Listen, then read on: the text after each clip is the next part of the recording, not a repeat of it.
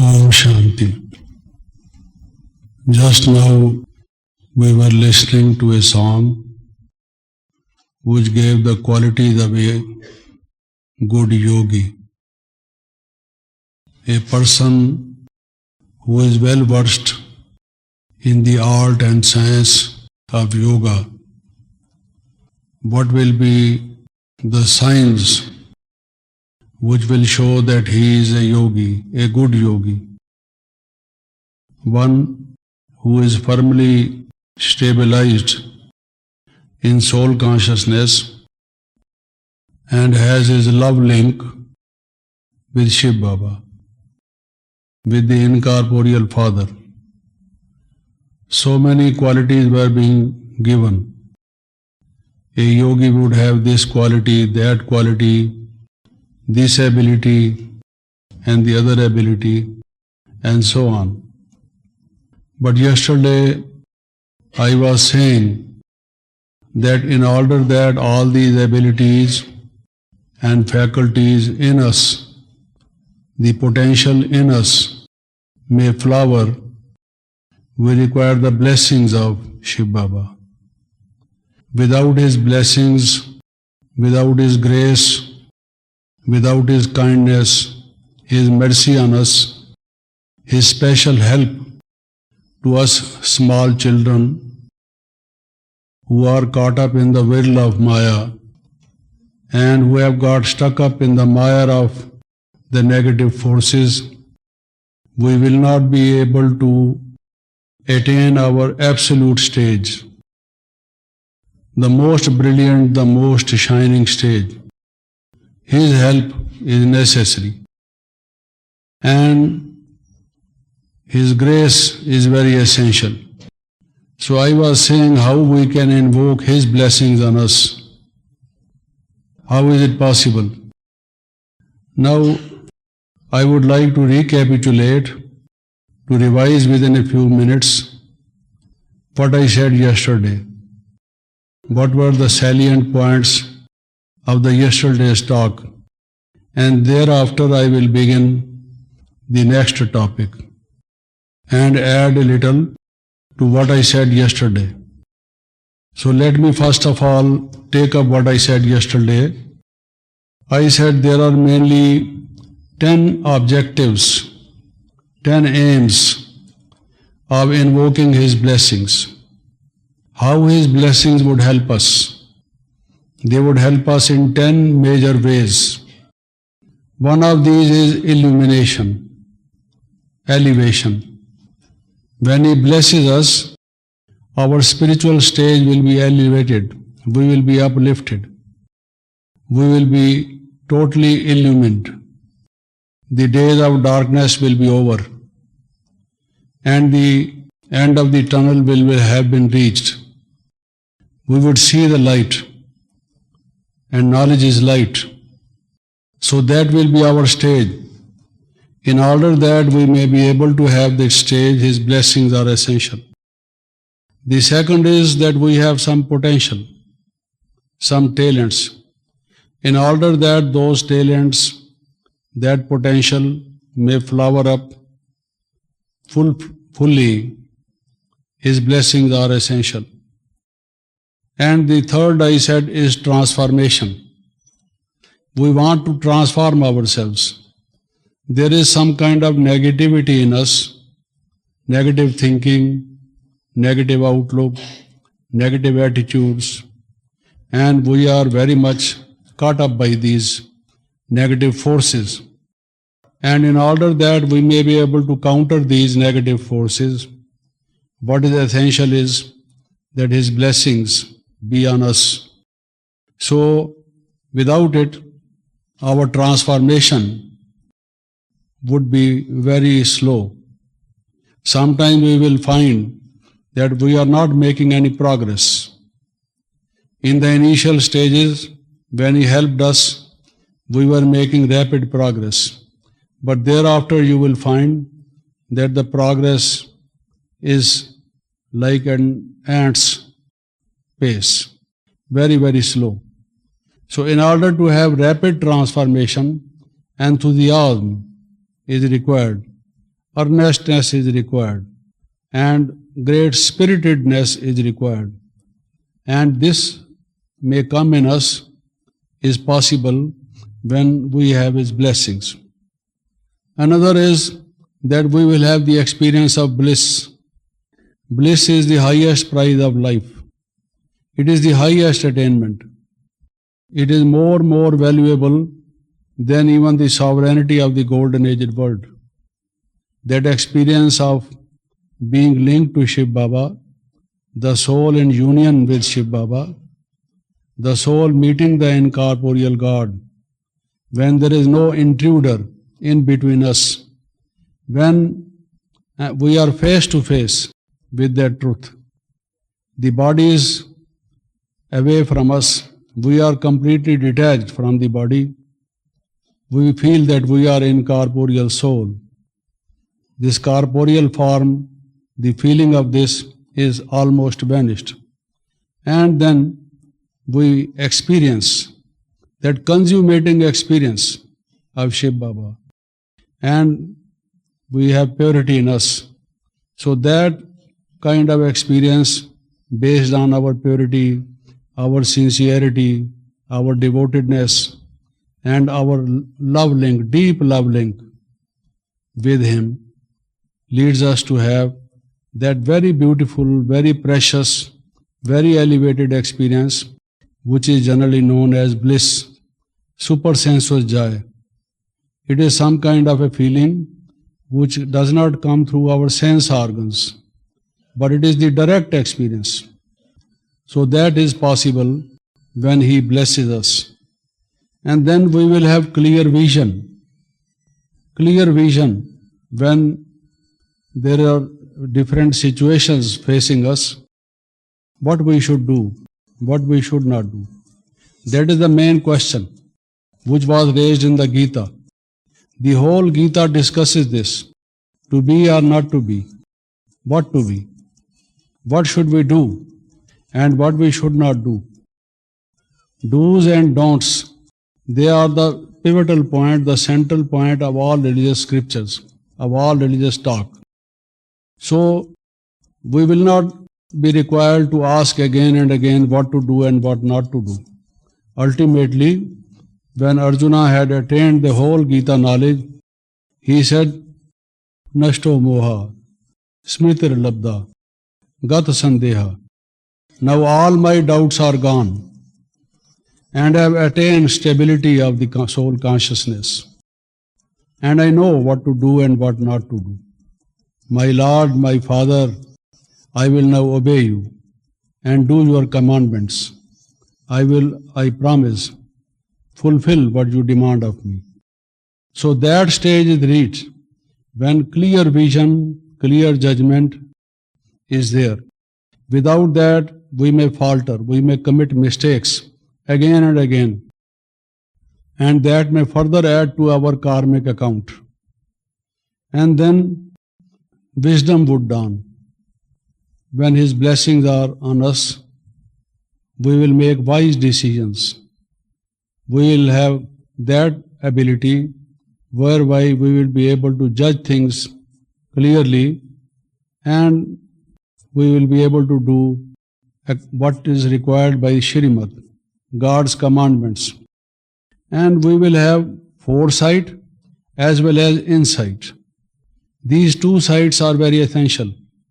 Without that, a person is spiritually blind if he hasn't got the insight and the foresight.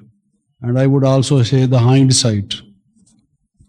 If these three kinds of sights or visions are not there, the person is semi-blind or fully blind. And he will open our eyes. Our third eye will have been opened. You see, the divine eye will be opened. What is what? Who is who? Where it is, when it is, how it is. Everything will be clear. The eye having been opened. So these sights will be available to us. And then we will become better instruments. Each one of us wants to become an instrument of God, in order that we may also be able to make little bit contribution towards harboring that golden age. And in order that we may be efficient, fit instruments, His blessings are essential. So, and then there will be touchings. What in our technical language here, the BKs generally say the touching, the intuition, the divine thoughts which Shiv Baba speaks to us. Sometimes you will find that a thought has suddenly come to your mind, and this is not the result of your thinking. You did not apply your mind to it. Maybe that even your own ideas are opposed to it, but you will find it is very brilliant, very golden, very comforting, and it is full of purity. It empowers us. It is from the above. A divine touching, we call it. So these are some of the things that would happen when we will be having His blessings. Now, the other thing which I said was that all these blessings are our birthright. What do I mean by birthright? By birth here I do not mean the physical birth. By birth I mean here the spiritual birth, dying of the old and becoming new, newborn. Let us forget our old sanskaras. When a person has died and after the cremation or the burial of the body, the soul takes another incarnation, and in the new body it has forgotten its old relations, its relatives, the events of the past. Some say that these are remembered for the first 3, 4 or 5 years. Thereafter the memories vanish or they fade away, and a time ultimately comes when a person is in total oblivion of what happened in the past life.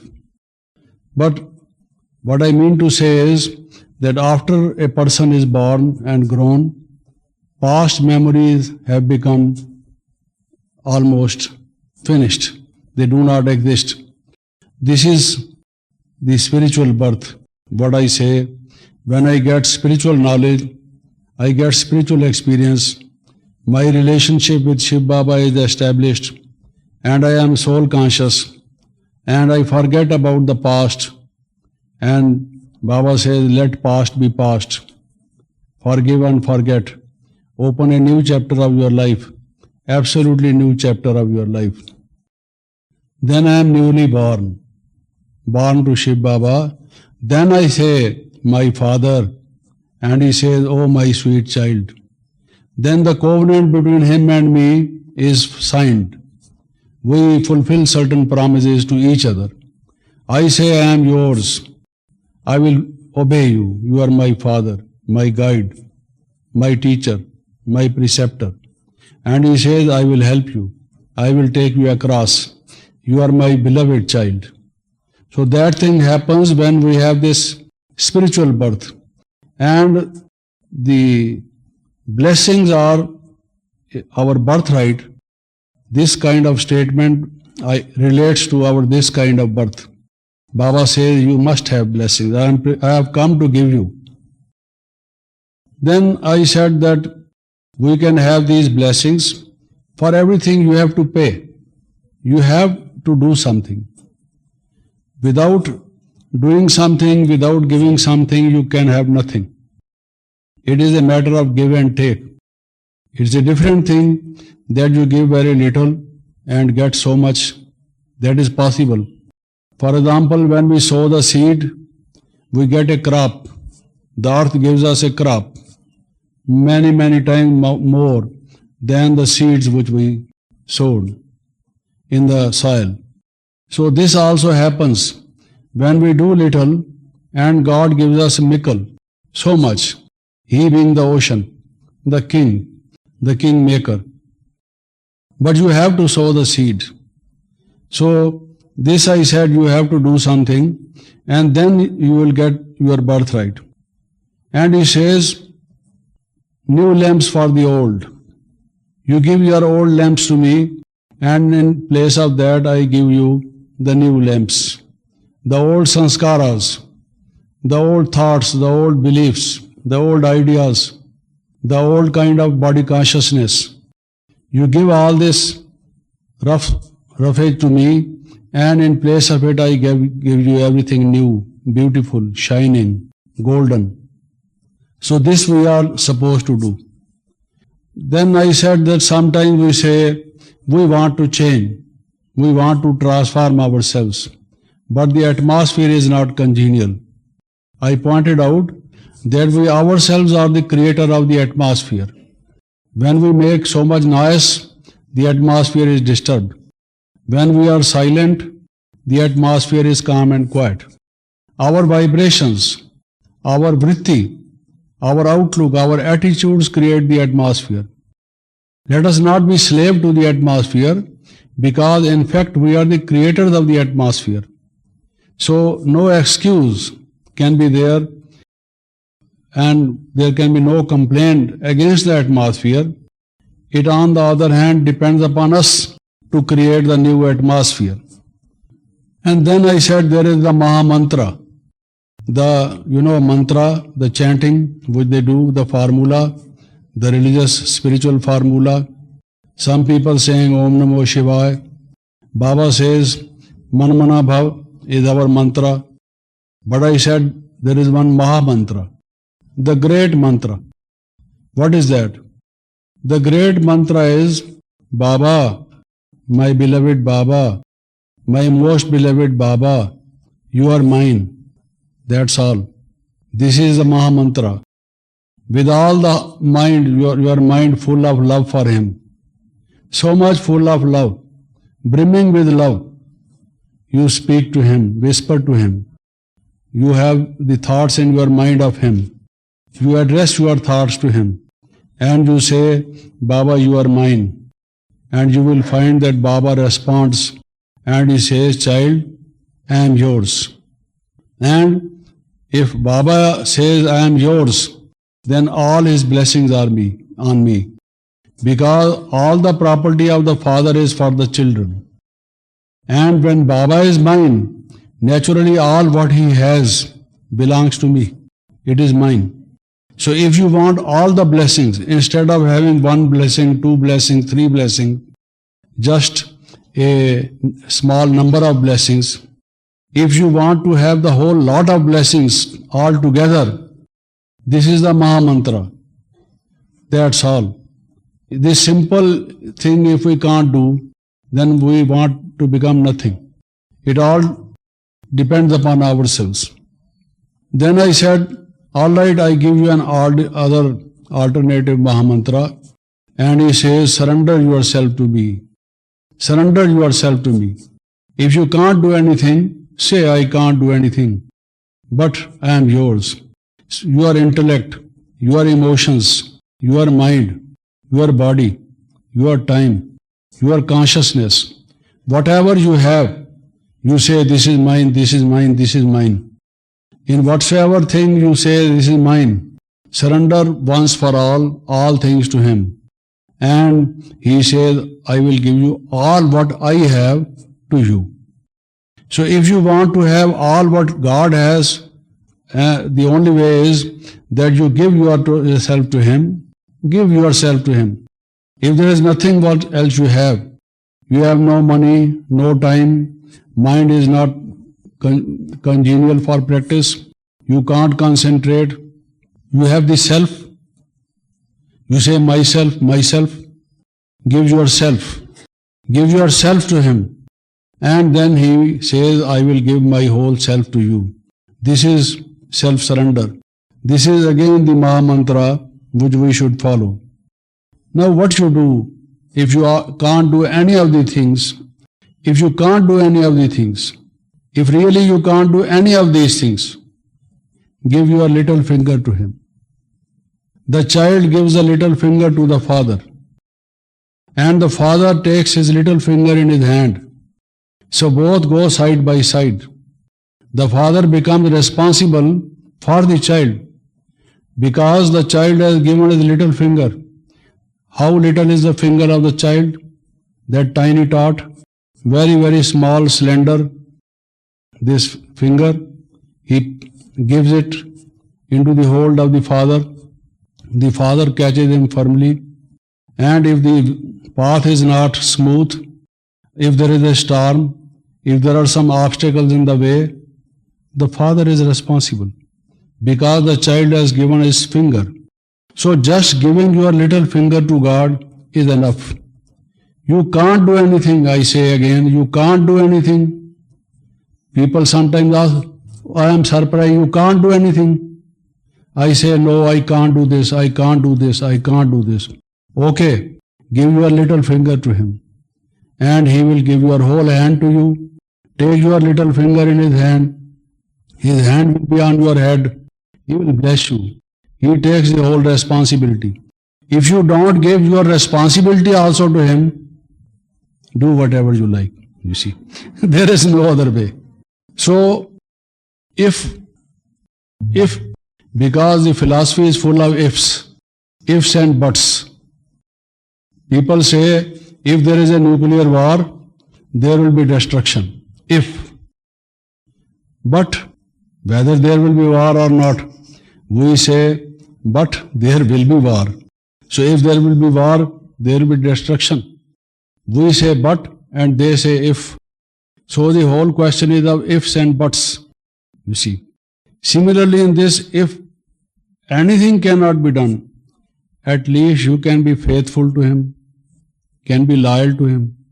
He blesses you so much, gives you so much, all these precious gems of knowledge, all these virtues which are very, very valuable. All these thoughts, the practice of meditation, which brings you so much peace. He has already given you all these gifts, these blessings, and you are thankful to him, or you are a thankless person.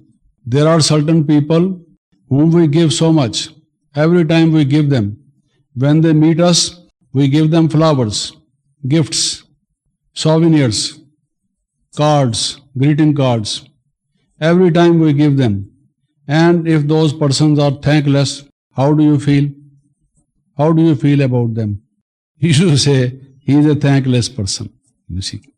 So, at least if we are thankful to God, are we thankful to God? Or we are thankless to God? So if we are thankful to God, faithful to God, and sincere to God, even then he will bless us. And then I had talked about Hujjat and Mahabbat. He says, if you love me deeply, then your path will not be as strenuous, as hard. You will not have to do hard efforts. I will make it easy for you. What you do in your case, if you love someone, you are prepared to do everything for him. You make all the attempts that person whom you love should not face any difficulties, any problems, any discomforts. You want to make his life as comfortable as within your means as it is possible for you. This is a sign of love, and you are experienced that love between brother and sister, love between husband and wife, love between son and father. Someone loves another and is prepared to sacrifice, prepared to do anything for the person whom he loves. So if you love God, God loves you. It is not one-way traffic. He loves you if you love him.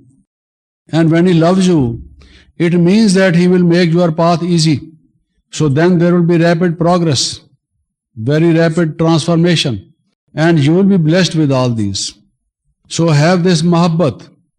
Remember this word mahabbat, great love for him. And hujjat, a child has hujjat over his father. The father must do when the child is adamant. And he says, Father, you must do. Tomorrow is my birthday, I want a motorcycle. You must get me, you see.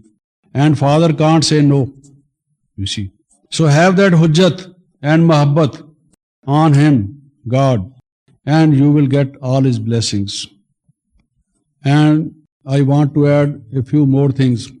One is the deep yearning. The deep yearning. Are you so thirsty that you can't be without water anymore? Your throat has dried up. Your cheeks inside have been dried up.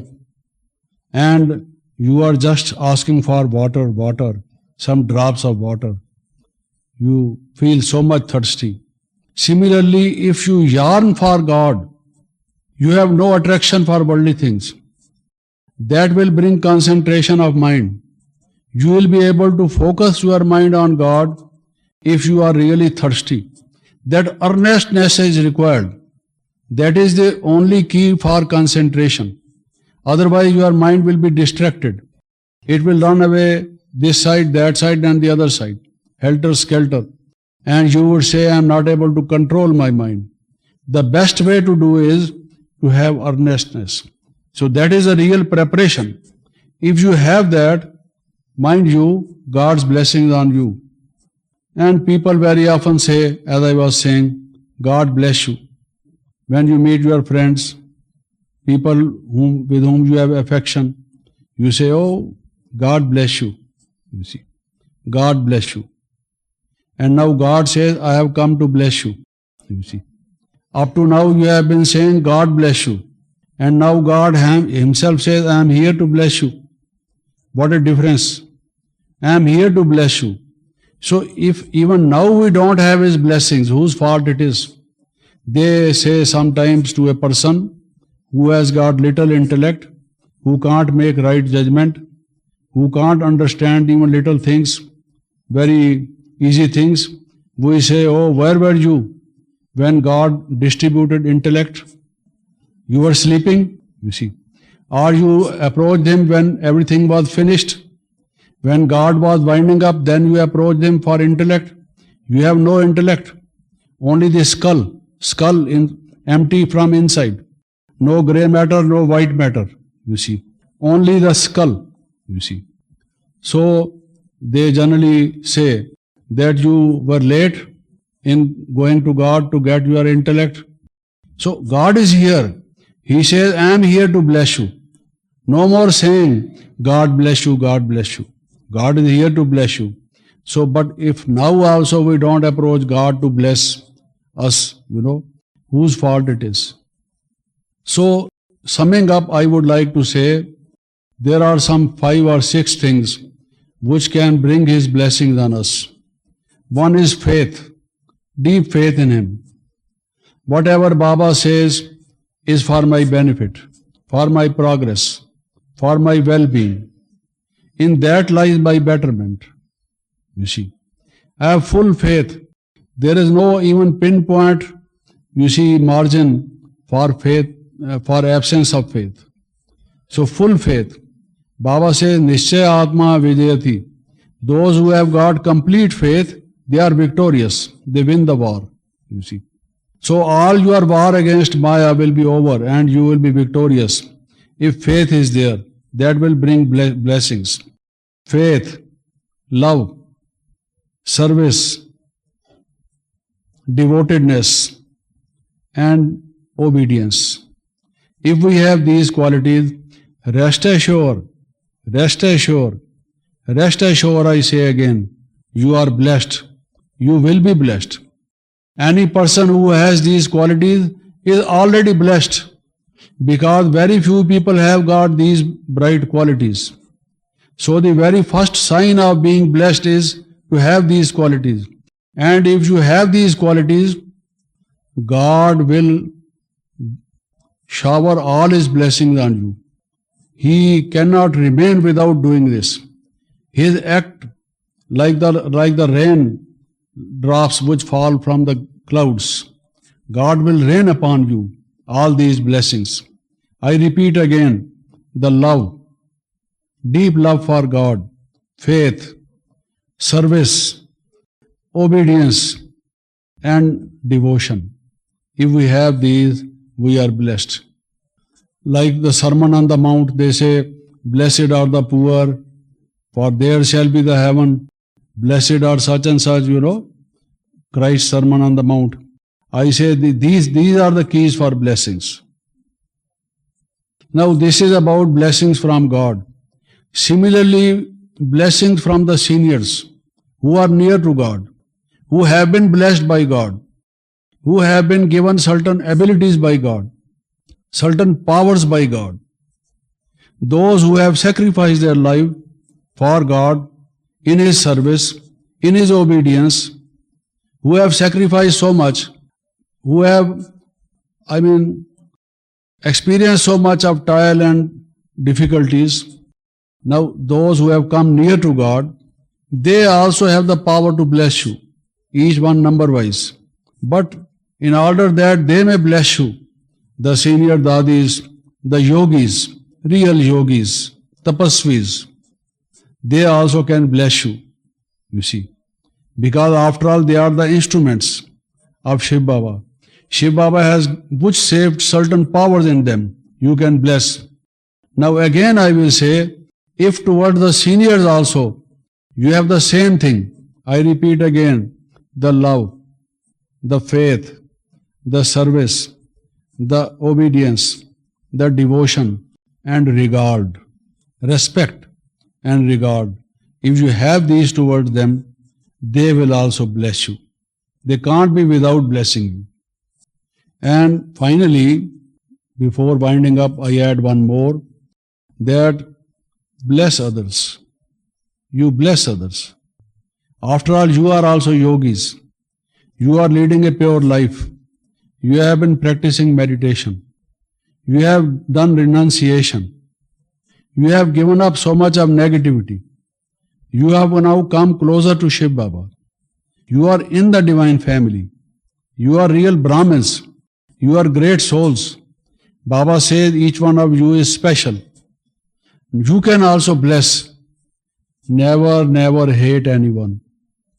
Never think ill of anyone. Never have jealousy or anger towards anyone. Let all be blessed. All be blessed. Think well of others. If you bless them, they will bless you. So you will have the blessings of everyone. Not only Shiv Baba, not only seniors, but in order that others all may bless you, this is the way. So this is where I close this first topic which I took yesterday. Now I begin another one, which actually I was supposed to take up yesterday. You see.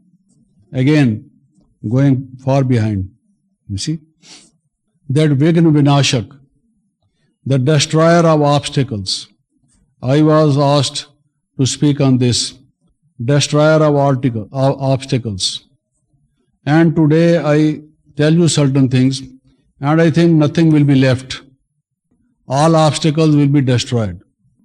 If any obstacle comes in your way, you will find the way in this, you see. It will tell you what to do. Like you have, you see, a telephone directory and you want to find out somebody's telephone number. You just see the name of that person and you get the telephone number. So what is the obstacle? Today I will tell you what are the obstacles, at least the major obstacles, and what are the remedies. So you can immediately find out, you at least will not be puzzled, no confusion. Immediately you will be able to lay your finger on this is the obstacle and this is the solution, you see. So be ready, you see. Now first of all I say Baba's murli. That murli is like the material medica. You know, murli is not just like an essay, like a homogeneous kind of a discourse. You will find many thoughts in the murlis. Baba is talking of one thing now, another thing the next moment, another thing the next moment. Why murli is like this? I am speaking on one single subject, destroying the obstacles. Baba does not speak in one murli on one subject. He speaks on so many subjects. Why? The reason is that the murli gives the solutions to problems. And there are so many children who have so many problems. So Baba has to answer them. How many letters he can write? You see. How many faxes he can do. So this murli is full of all those solutions. It is like the materia medica. You know, you go to a doctor, they have a book. For this disease, this is the medicine. So murli is like that. So you will find that your problem is discussed in today's murli. This is Baba's response to you. When you listen to today's murli, keep your problem before you if you like. And then you will find Baba has said something about it. This person will think Baba has said about my problem. That person will say Baba has talked about my problem. That person has said Baba has talked about my problem. Therefore, there are disjointed sort of thoughts in murli. One murli, so many solutions and so many problems discussed, one after the other. And some of the problems are not discussed. In one murli, all things cannot be discussed. You won't be able to read. After all, you have to go to your office. You have to work at home. If the murli is, yes, you take 12 hours to read, then all problems will be solved. But Baba has to give murli from 6:30 to 7:30. Within 1 hour, he can give a particular number of solutions. Not all the solutions and all the problems. Therefore, wait for today. Maybe your problem will be discussed tomorrow. Come again to the class. Don't miss the class, you see. Because your problem Baba is going to take up. Wait for this. So, that is the first thing you must pay attention to. Then, I say, one of the things which helps us to solve the problem, the first thing, as a matter of fact, is our approach. If our approach to the problem is wrong, there can be no solution. Now take the case of overpopulation. People are trying to solve this problem of overpopulation. Their approach is not correct. Therefore, the population is growing. And they say there will be population explosion. There will be population explosion if it goes on like this. And now they are talking of cloning. If cloning also takes place, then so many people man will stand upon another man's shoulders. There will be no place upon the earth to stand upon. You see, what will you do? So that the approach is not proper. Somebody makes the bombs, another one wants to make more powerful bombs. Then the enemy, when they come to know that this country has prepared very powerful bombs, they ask their scientists to make still more powerful. And this race goes on. And this is not the proper solution. War never solves a problem. So the approach is wrong. They think that by having more and more military power, the weapon power, they want to have the arms race, nuclear race, and this will destroy both of them. This is the solution for not solving the problem. If you want to destroy the world, it is for that, you see. So the approach is wrong. So the first thing is approach. When the problems are there, your approach should be proper. Unless or until the doctor is able to diagnose the disease properly, how can he treat the disease? He has to have, first of all, the holistic approach. Nowadays, the medical people talking of holistic health, you see. Earlier, they were just taking notice of only a disease in some part of the body, not thinking that the whole body is one whole, connected, and therefore we must have a holistic solution. Nowadays, also talking of holistic education. Everything holistic, you see. So in this case also, we must have the proper approach towards the problem. Now, in bhakti, in the path of bhakti, they also wanted to conquer Maya, to be liberated from Maya, to be liberated from the negative forces. They also wanted salvation, redemption. But the approach was wrong. They did not want to fight Maya, you see. They, on the other hand, felt defeated, totally defeated, depended totally upon God. Oh God, oh God, oh God, liberate us. Vishaya vikar mitao, paap haro deva. They would say, oh God, you liberate us from our vices. You see, liberate us from our vices. So you want to stick to your vices that God should liberate you. You see. Now, you have also to do something, because the law of karma is, as you do, so shall you reap. The doer reaps. If you want happiness, you have to do something so that you can have happiness. Now you have done something so that you are unhappy. Therefore, you are to do something which reduces or eliminates your wrong ways. So in bhakti, they had the defeatist mentality.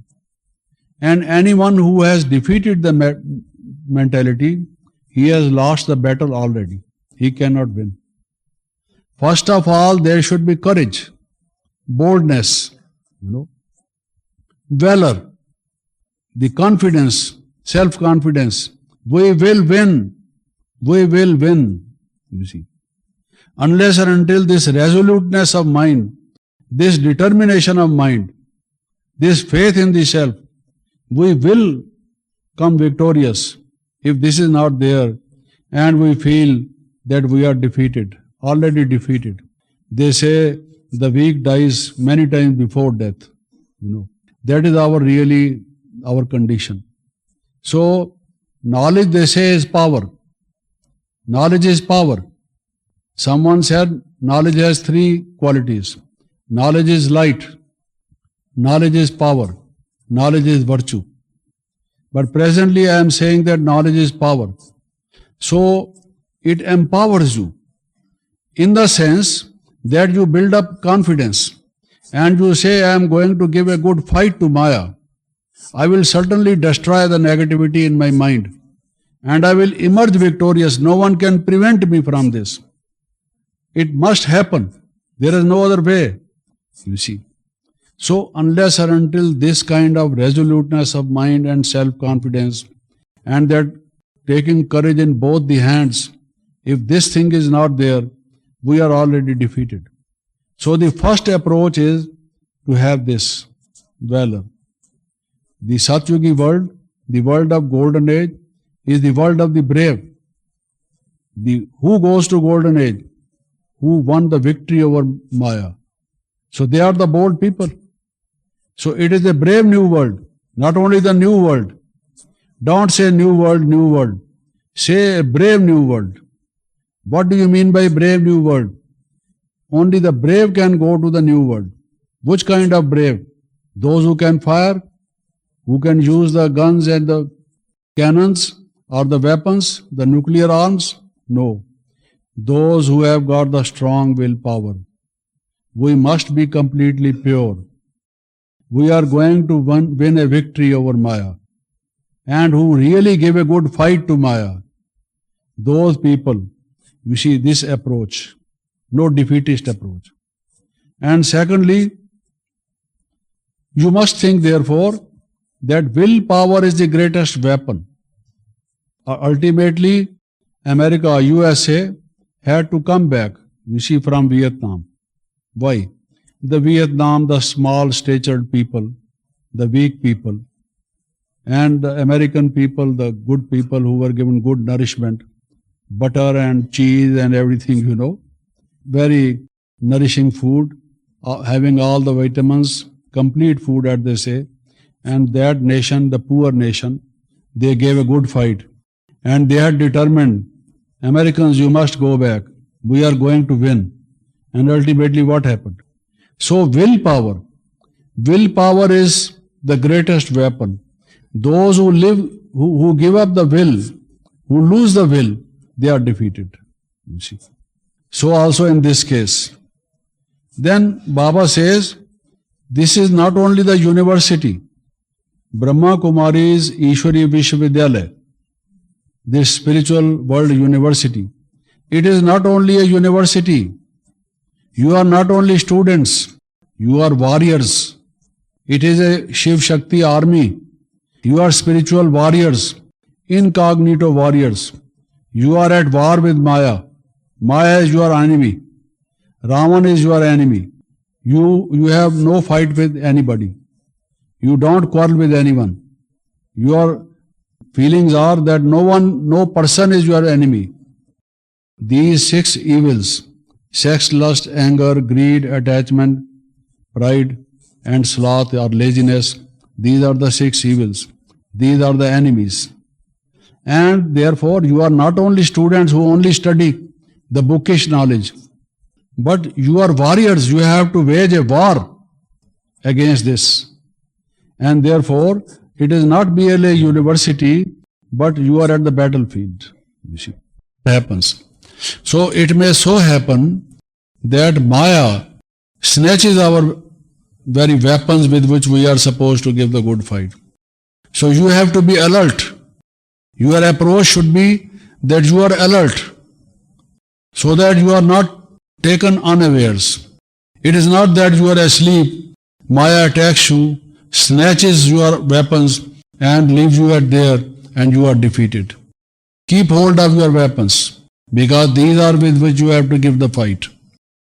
Then consider that problems are like the staircase, which can take you up. Don't you want to go to up? Don't you want to go to the summit? Rise high, make progress. If you really want to make the progress, this is the staircase. So don't think problem. Don't feel nervous. Don't be afraid. You see, fear is our greatest enemy. On the other hand, think that these problems are the staircase. If we just take them as the steps of a staircase, we can go up. So then you feel hilarious. You feel happy.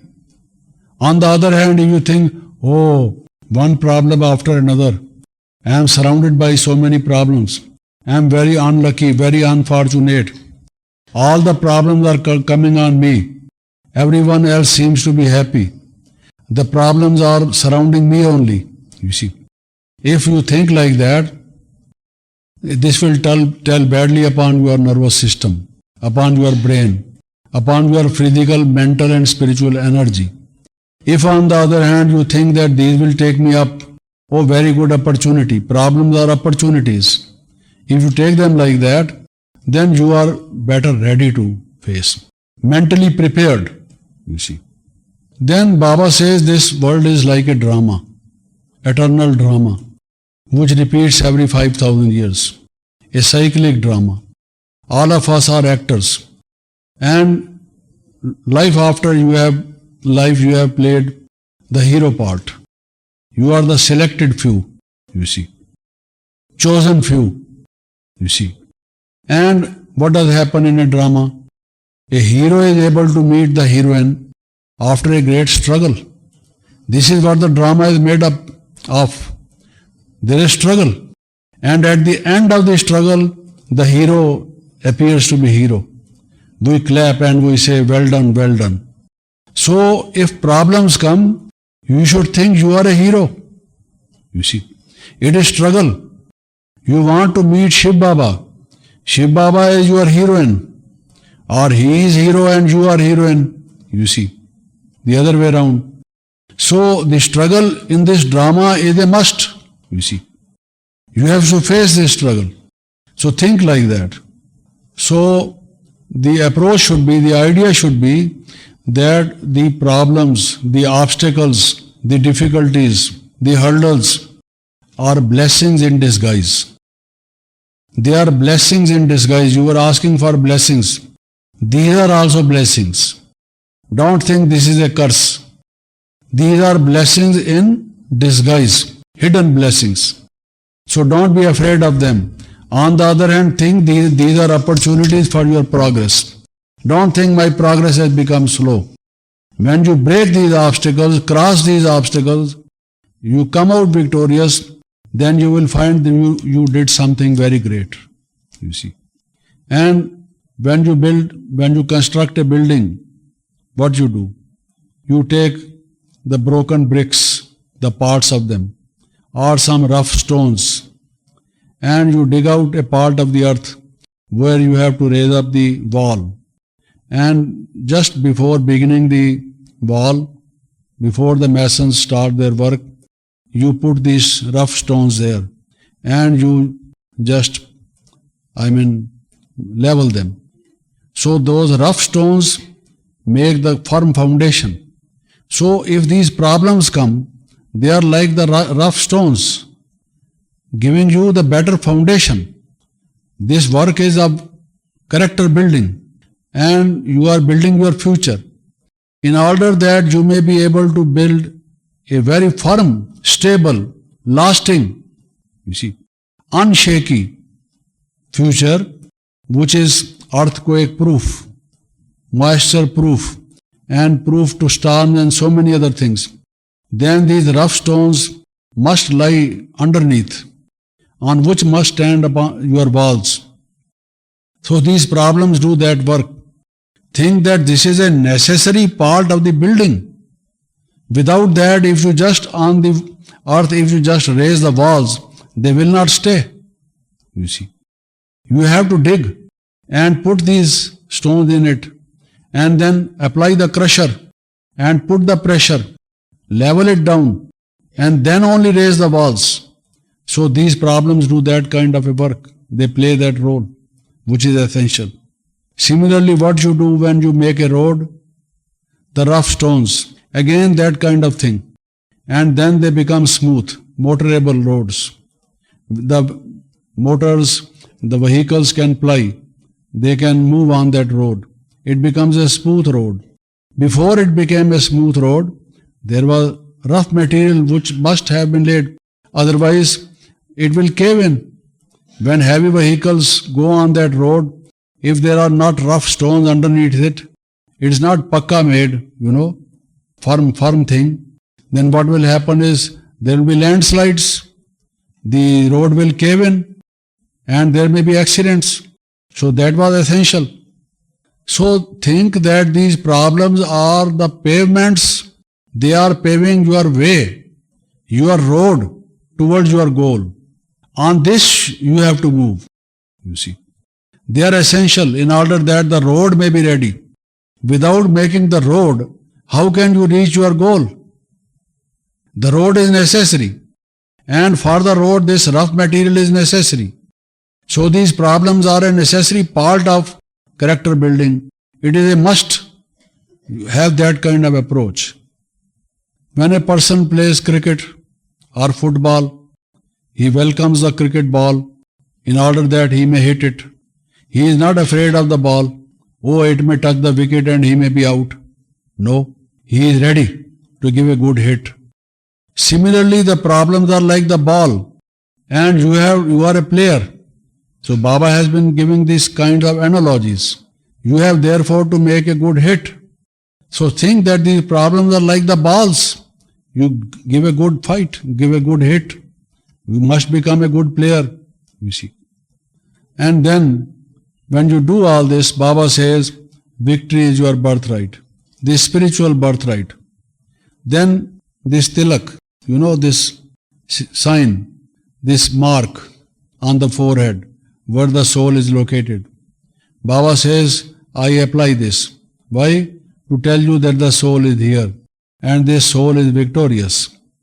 Always remember, Baba said, victory is your birthright. No one can snatch my birthright from me. And they say, vigilance, eternal vigilance. Eternal vigilance is the price of freedom. That is the general saying. Eternal vigilance is the price you have to pay for the freedom. If you want to be liberated, you must keep alert. Vigilance must be there. So be alert. Don't sleep over it. Don't think that you are going to be defeated. You will have certainly the victory. If you are a student, not a warrior, okay, you perhaps have such a nature, very amiable nature, very sweet, harmonizing nature. And when we talk of war, the battle, the boxing, the hitting the ball, and so on, it is not according to your nature. You may think, no, I am just a student. Okay, you are a student, not a warrior. Alright, but a student also has to pass certain tests. So, what I was saying was that even as students, in order to do assessment of our learning, how much we have picked up from what we have been taught. Tests are essential. They give us an appraisal of our status, of how much we have achieved in terms of our education. And not only they do that, knowledge is theoretical as well as practical. Theory and applied knowledge. So these tests are practicals. As in science, you learn physics, chemistry, biology, botany, other subjects, and theory is there. You are given in the classroom. Then you go to the field or to the laboratory. You take up your apparatus or the required material, and then you experiment with it. And that is the applied aspect of knowledge. So these tests are the applied aspect of our knowledge. For example, in our classroom, in our daily classes, we are asked to be tolerant, to have patience, to have satisfaction, contentment. Now when situations which are adverse to these qualities come, ye shake our stage, then the question arises, how much tolerance we have been able to achieve. What is the degree of our patience? Are we really contented with whatever we have, or what the way we are going, and so on? Or we are always disgruntled, dissatisfied, complaining about others, and always feeling in our mind unhappy, just looking on what we don't have, rather than ever thinking of what we have. So these have to be checked. And in order to check these, the problems come. They tell us in what light we are, how deep in the water we are. So as a student also we have to pass these tests, and these problems serve the purpose of the question papers, the practicals, the applied aspect of knowledge, and make us more mature, give us better understanding of knowledge. When we see it with our eyes, when things practically happen in our life, they take the form of events rather than just past stories of others.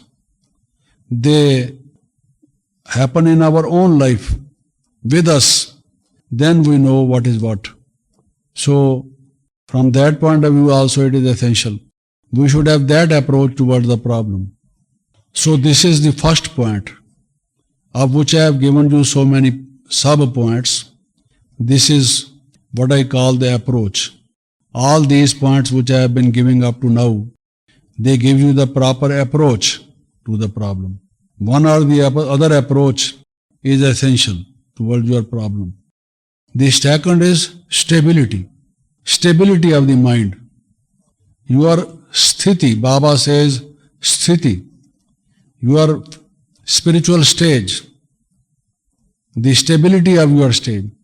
Whether you become shaky, you waver, you begin to tremble, just seeing a paper tiger, you are afraid, or you just are prepared to fight and face.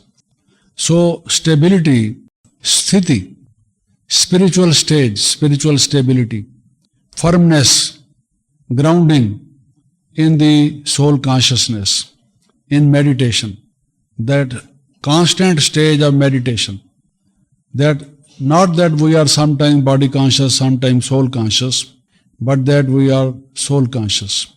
How is our stage? How much we have achieved in this subject, in this art, in this practice. So, instead of being afraid of the problems, just check up your sthiti, your mental and spiritual stage, because that will enable you to cross all those hurdles and obstacles. That self-confidence and stability. But the stage of stability depends upon the stability of your consciousness. The stage of your spiritual and mental stability depends upon the quality of your consciousness. What kind of consciousness you have? You are conscious of money, of the opposite sex. You are conscious of the negative qualities of a person. You are conscious of negative things. Or you are conscious of the soul and the supreme soul and the positive and bright things, the positive aspect of life. Are you pessimistic or you are optimistic? What is your outlook and attitude, positive or negative? So if your stability is like that, then you will certainly be able to face the problems. So the second thing is to just pay attention to your stability. Then again, I had said earlier that muhabbat, love of God, will liberate you. It is God's love and our love for God which liberates us. Muhabbat. Then we will not have to do strenuous efforts in order to solve our problems. So if the problems are very hard, you are not able to solve them, your attention should be whether you have love. You will find that love is lacking, you see. Therefore, those problems are staying. You are unable to break them. You are unable to cross them. You are short of energy, stamina. It is because you are short of love towards God. Now, then stability comes from remembrance, as I said. If I remember Shiv Baba, then my mind is stable. Now, these are the two abilities, remembrance and forgetfulness. Everyone has these abilities. We forget certain things, we remember certain other things, but we are using wrongly. Things which we should forget, we remember them, and the things which we should remember, we forget them. Now this remembrance, not of Shiv Baba and not of ourselves as souls, and remembrance of certain other things is the real problem.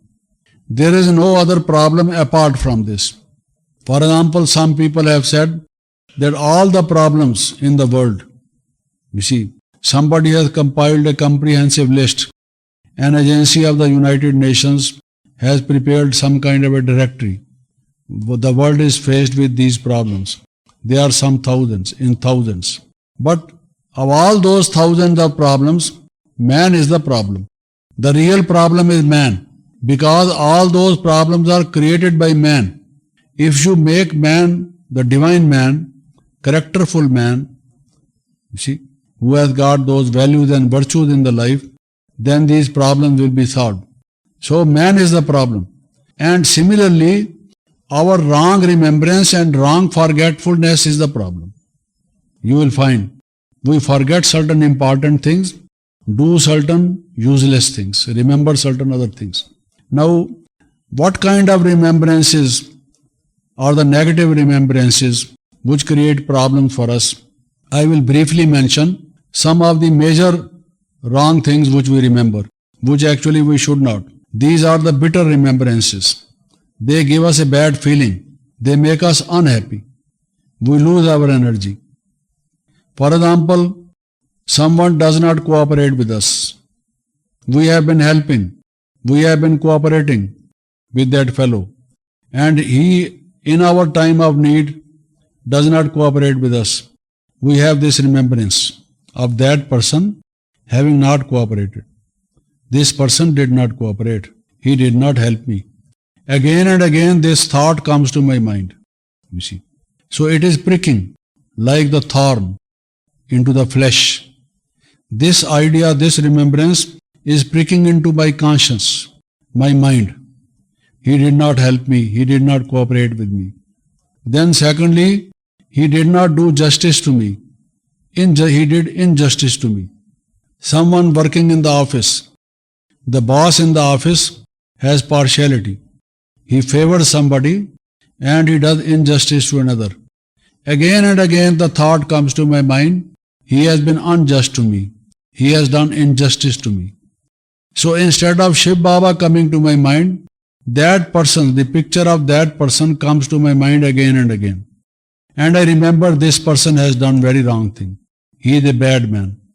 So I am doing the opposite of meditation. Instead of saying Shiv Baba is blissful, loveful, peaceful, so on, I am saying this person is unjust, bad, though and so on. I am remembering that bodied person in the negative way. So doing injustice. Then somebody has deceived me, cheated me. He has done false promises to me. I depended upon him and ultimately he failed me. He did not fulfill his promise. So that comes to me, what kind of man he is. Look, he is very strange. He said he will do this, he will do that. I depended upon him. And when I came back, nothing was done. He was sleeping. He was snoring, deeply asleep, as if nothing is to be done. I depended upon this man, you see. Lazy man, I would say lazy man. So on and so forth. So, this kind of thing, that he deceived you, made you false promises. Then someone neglects you. You also have some ability. You could play a role. You also have some merits. There are certain things which could have been entrusted to you. You should have been given some responsibility. You should have been welcome. You should have been offered participation. You should have been asked to join them. But they neglected you. Oh, they neglected me. As if I know nothing. I could not do anything. They are selfish people. They want their own name and fame. They totally forget me. You see. And then they say they are my friends. And so on and so forth. This storm of negative thoughts comes into my mind. Again and again I say, they have neglected me. They have rejected me. Life is not worth living. Just see my friends, my relatives. I am forlorn, I am alone. Nobody loves me. They don't care for me. They never even invite me. You see, on occasions, they never remember me. Never there is a telephone call from them. They did not send any greeting to me. You see, at least they could have sent a New Year card to me. Nothing. So rejected. And rejected, having this feeling, I feel dejected, you see, unhappy. So this kind of remembrance, oh, they did it. Okay, they did wrong. But remembering, you are prolonging, you see. Their wrong act, you are giving more duration, you see. It is a 1 minute act they did, and you are making it a lifelong remembrance, you see. Just trying to pierce pins into your own body and making yourself unhappy. If they did it, it is their wrong. Have self-respect. If you can do something, never mind you do whatever you want to do. Do something so that they recognize that you are also a talented person. Instead of doing something, you are just thinking why they did not do this, you see. So don't prolong your sorrowful moments by remembering the wrong thing. Then they misbehaved with you. Oh, among a number of friends, we were just enjoying a particular occasion and they insulted me. They talked ill of me and they misbehaved with me. They don't have any dignity. They have no sense of the dignity of the human individual. You see, I am a person and I have a proper place in my life. I am not depending upon them, not begging from them. Why should they have behaved with me like this? What wrong I did? Again and again I think like that because they misbehaved with me. So this kind of remembrance. Then if on the other hand you think that all these things, what I mentioned, some of them, there can be a large of variety of them, but some of them I have mentioned, keeping in mind the constraint of time, you see. If you think they are really helping you, these factors, your attachment with all these people will be gone. Some people learn certain lessons the hard way. Shiv Baba has been asking us to give up attachment. We are not giving up attachment. Oh, he is our friend. my bosom friend, you see, my chummi.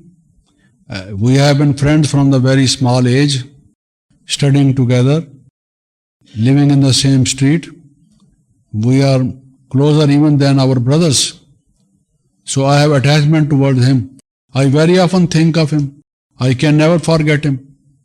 But now that this friend has insulted me, he has rejected me, he has done some kind of a false promise to me, my heart is broken. Oh, this is the world. Just see. Is this what is friendship? You see. So my attachment is gone. You have attachment with so many people. That is why you are unable to concentrate upon God. You are unable to wind up, to detach from all these directions and put your love only on Shiv Baba. Just focus your mind on Him. And in a hard way, when people rejected you, insulted you, misbehaved with you, and so on and so forth, then you know, in a difficult way, you learn your lesson. This world has become so bad, you see. Now this truth has dawned upon you, what the human beings of the Iron Age are like. And now you think, Shiv Baba, you are really my friend, you see. You always say, sweet children, I have often not obeyed you, but still you love me, you see. You are not demanding anything from me. I have done nothing from you, and still you love me. So my mind will deviate from the world, the material world, and be attracted towards God, towards Shiv Baba. So think, whatever has happened, all these things, they are the last kick of Maya, you see. So that now you are drawn towards Shiv Baba, and you are detached from that. It is a lesson. So don't be, thinking negatively of them. Forget about them and remember Shiv Baba. Again use these two, forget and remember.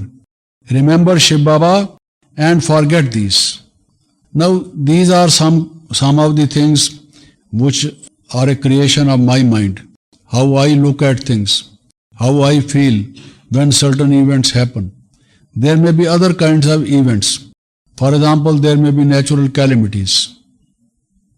I have a building because of a typhoon, because of some other natural calamity. The building is destroyed. I have my business. I suffer a loss. Certain things which are out of my control. Maybe that the government made some new laws. Maybe there is some recession in the whole of the country. Maybe certain things have gone out of fashion. Maybe certain other things. Due to those reasons, I have loss in my business. Certain things have happened. Now, similarly, what happens is, when these things happen, Baba says, just as I said, you learn a lesson in a hard way of detachment. Similarly, in this case, when these things occur, Baba says, never forget drama. Drama. It is on such occasions that you must remember drama. Don't forget drama. You forget drama and remember these mishappenings. You see. Baba says it is in the drama, and always think drama is accurate. In the sense that whatever has happened is not without a cause. Nothing happens without a cause. Every event has a predecessor, the cause. Maybe I did some past acts or acts in this life, of which this is the result. So drama is accurate. Nothing happens without cause. Every event is tied up in the chain of cause, effect, cause, effect, cause, effect. You see. And remember also, drama is kalyankari. Whatever happens in the drama, now that I have given my hand to Shiv Baba, who is kalyankari, who does good to me, who is my well-wisher, who is responsible for my progress. Now, this what appears to be loss, what appears to be a calamity, will you will find after some time, you will find that behind it, underneath it, lay your betterment. Certain new things will emerge. Maybe that you were doing a kind of business and there has been loss. You give up that kind of business which gave you small earnings, and now with the little earnings, with the little money you have, you start another business, another line. Maybe you get more profit. You sometimes don't know what is in store for you in the future. Therefore, you begin to worry. You are disturbed. Don't feel disturbed because Baba is responsible. You are under his umbrella, and wait for some time. Have patience. Depend upon him. Have faith upon him. And you will find that sooner rather than later, the events take a turn. And you find that this is for your betterment. He wanted to take you out of certain things, and you were not prepared to come out of those things, you see. Maybe that your house is destroyed. You moved to another city, and in that other city there is some good fortune waiting for you. Just be patient. See what happens. When that happens, you will say, oh, Baba did miracles. And before that, you are disturbed. Have this firm faith. Drama is accurate. Drama is kalyankari. Some good thing will emerge out of it. Never mind what has happened. Even if I become poor, what happens? Blessed are the poor. You see, this is the Sermon on the Mount. You, maybe that you were in the money and after the money, always thinking of money, counting the notes, not thinking of the money which is in terms of virtues, values, gems of knowledge and so on. Maybe in your present state, you are able to become better, spiritually higher up, and that ultimately leads to a very, very bright future. Maybe Baba wants you to take up this. You depend upon him, leave it to him. You are thinking of your role, but Baba is also thinking of your role. He is designing your future. You give it in his hands and say, Baba, what am I to do? What role you want me to play? And you will find that he gives you a better role to play. So, have that kind of feeling. So, loss has already occurred.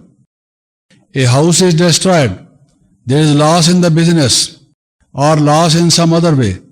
You see, maybe in reputation or some other kind of grievous loss. By remembering it, you are prolonging it. You are losing the present precious time. Time is value. Your health is value. You see, they don't have any value. If you lose your health, your vigor, your stamina, you become a disabled person, you see, a diseased person. You have to be hospitalized. You have to spend all the more money on this. You are in a straitjacket. What will you do? And then you can't do anything. You are prolonging your difficulties, creating new problems for you. On the other hand, Baba says, put a full stop. Okay, finished. Past is past. Let me have new beginnings, a new thing. You see.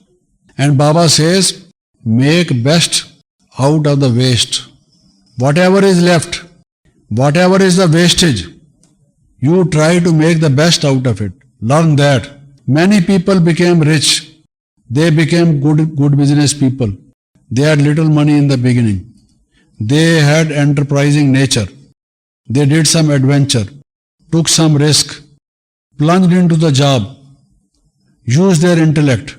You see, and they became great businessmen. They earned a lot of money. Earlier, it was not that from their very birth they were very rich people, not all of them, you see.